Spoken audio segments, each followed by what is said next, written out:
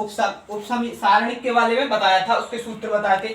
अब हम बताते हैं उपसारणिक का अगर कोई सवाल हो तो उसे कैसे हल करते हैं। ये उपसारणिक, ये कह रहा है सारणिक, ये है सारणिक दी हुई, इसमें 4 4 का उपसारणिक ज्ञात करो। इसमें 4 देखो कहाँ है, ये है 4, ठीक है। इसका क्या कह रहा है, उपसारणिक ज्ञात करना है। उपसारणिक ज्ञात करते हैं तो 4 के सामने का कॉलम और 4 के सामने का रो छिपा लेते हैं इस प्रकार से। बचा क्या, 3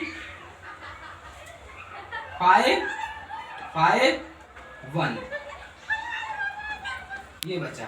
इसकी क्रॉस मल्टीप्लाई करते हैं, 3 की 1 से, 5 की 5 से। कैसे, 3 करना 3 माइनस 5 इंटू 5 25, क्या आएगा माइनस का 22, ये इसका आंसर आ जाता है। प्रश्न का ये सवाल नंबर 2, ये क्या कह रहा है, इस सारणिक में 13 8 6 के सेकंड याद करने हैं। अब देखो 3 ये है, 8 ये है, 6 ये है, इनके हमें सेकंड याद करने हैं। लिख लेते हैं सॉल्व करते हैं इस सवाल को। 13 का गुणनखंड, इंग्लिश में कहते हैं कोफैक्टर।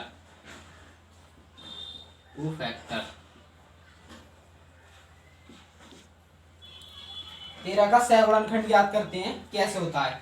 अब हमें बताया था 13, ये है 13, इसके सामने का रो कौन सा, ये, इसके सामने कॉलम कौन सा, ये, तो हम यो बचा वो लिख लेते हैं 1 4 1 4 3 7, ये लिख लिया हमने।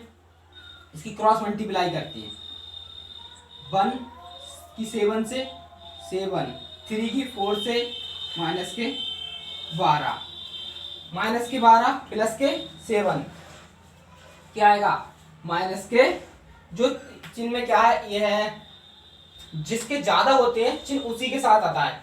अगर यहाँ माइनस के 7 होते और प्लस के 7 होते तो प्लस का आता है यहाँ पे, लेकिन यहाँ माइनस का है, माइनस के 12, तो कितने आएंगे माइनस के 5, 7 और 5 कितने होते हैं 12, मतलब 12 में से 7 निकाले कितने बचे 5, किसके माइनस के।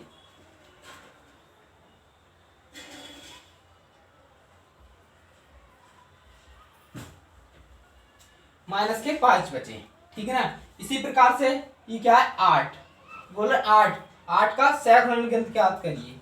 8 का सहगुणनखंड याद करते हैं तो 8 है, इसके सामने की रो और इसके सामने का कॉलम, इसके सामने की रो बंद कर लेते हैं, क्या बचता है 5 2 और 3 7, ये बचता है। इसी प्रकार से इसकी मल्टीप्लाई कर देते हैं, 5 7 35, 3 दूनी 6। अब माइनस के कम है प्लस के ज्यादा है तो काय में आएंगे, चिन्ह आएगा प्लस का, 29, ठीक है। अब इसी प्रकार से 6 के सहगुणनखंड याद करें, 6 का कोफैक्टर,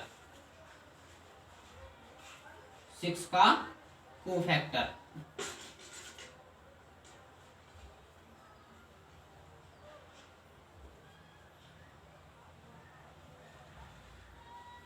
सिक्स का कोफैक्टर, 6 का कोफैक्टर 6 कहाँ है, ये है 6। तो 6 के सामने का कॉलम और 6 के सामने की रो खत्म कर लेते हैं, ये हो गया, ये क्या बचा 5 2 यहाँ कर लेते हैं, वहां दिख नहीं रहा हुआ, 5 2 1 4। इसी प्रकार से इसकी मल्टीप्लाई कर लेते हैं, 5 की 4 से 20 माइनस 1 की 2 से 2, कितने बचे प्लस के 80, ये इसका आंसर हो जाता है। 13 का कोफैक्टर कितना आया माइनस के 5, 8 का कोफैक्टर कितना आया 29, 6 का कोफैक्टर कितना आया 18। इस सवाल में यही पूछा जा रहा है, इसके इसी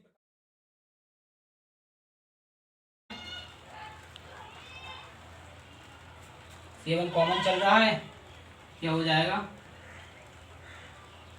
6 माइनस 6, 4 माइनस 4, 2 माइनस 2, 1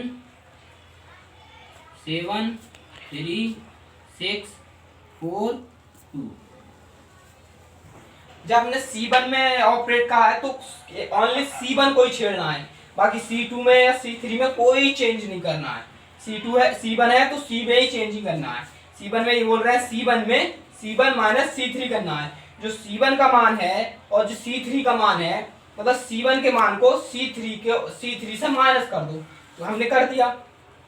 तो क्या आता है, ये हमारा कट जाएगा, 0 आ जाएगा।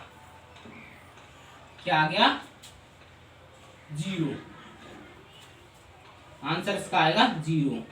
अब किसी भी सारणिक, ये याद रखना, किसी भी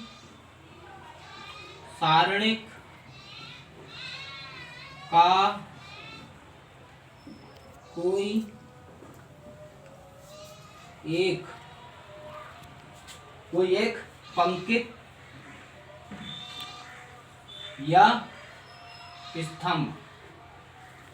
स्तंभ शून्य होता है तो वह सब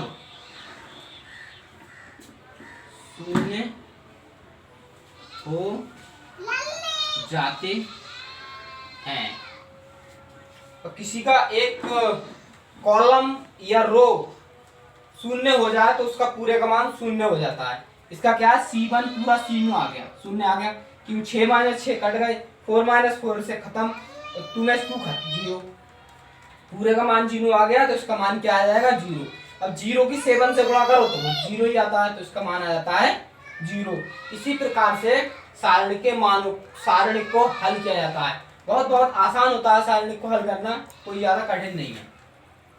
हम सारणिक के और भी सवाल बताएंगे। सारणिक के बाद आता है तुम्हारा आव्यूह, मैट्रिक्स में हम आपको कल पढ़ाएंगे। ठीक।